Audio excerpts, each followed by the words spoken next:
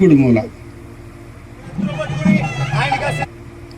ఇలాంటి ప్రదేశంలో ఈ రోజున మంచినీరు తప్పనిసరిగా సప్లై చేయాలి, ప్రతి ఇంటికి సప్లై చేయాలి, ప్రతిరోజు సప్లై చేయాలనే ఉద్దేశంతో మనం కార్యక్రమాన్ని ప్రారంభించాం.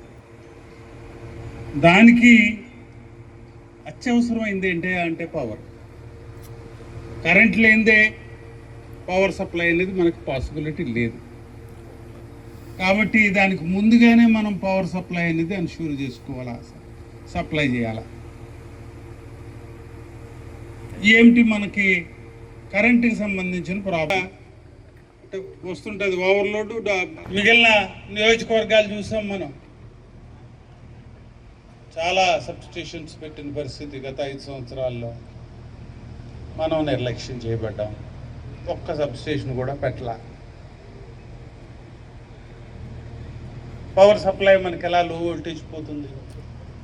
రాజోల్కి 132/33 కేవీ సబ్స్టేషన్ అంటే అర్థం ఏమిటంటే 132 కేవీ పవర్ వచ్చే పవరు